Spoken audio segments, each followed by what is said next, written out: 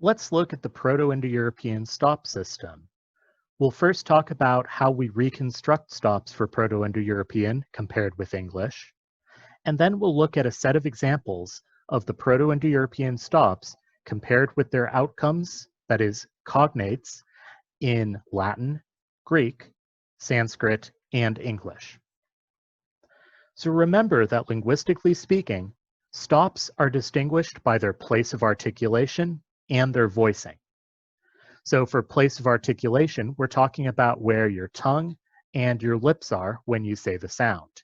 So for instance, if your lips are together, they're labials. If your tongue's against your teeth, then they're dentals. And if your tongue is against your velum towards the top of and middle of your mouth, it's called a velar. Voicing refers to the amount of vibration in your vocal cords when you make the sound. So for each of these pairs here, we have a voiceless version, p, t, and k, with relatively little vibration, and a voiced version with more vibration, b, d, and g. Now note that this b here is in parentheses. We'll come back to it a bit later, but it's a bit different from these other five. With that said, for Proto Indo European, there's more to it than there is for English. All of these sounds are present in English, but these next ones aren't. So for Proto Indo European, we also reconstruct what we call palatals. This involves your tongue against the hard palate on the roof of your mouth. So it's in a slightly different position than a velar. These sounds don't exist in English, and we generally represent them with this K or G with a little accent over it. Additionally, we have sounds called labiovelars. These combine a velar, a k or a g, with some rounding of the lips, kind of like you would with a w sound. So in other words, this first one is pronounced qu, kind of like an English QU, and the second one is pronounced gw. So at the end, you have your lips go into a bit of a circle to pronounce it.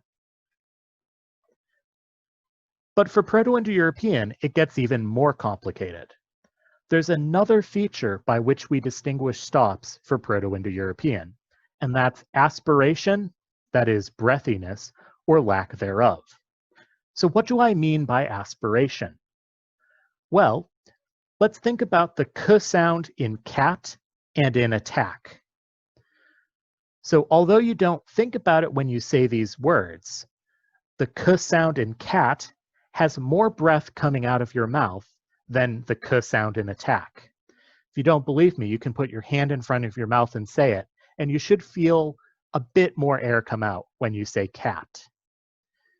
So aspiration has to do with how much breath comes out of your mouth when you make the sound. So for instance, the labial one is b. There's more breath coming out of your mouth than for a regular b. Same with d and g. For Proto Indo European, we recognize aspirated consonants only for voiced stops. So in other words, we don't have an aspirated voiceless stop. We only have this voiced one, b. So each of these places of articulation will have a corresponding voiced aspirated consonant.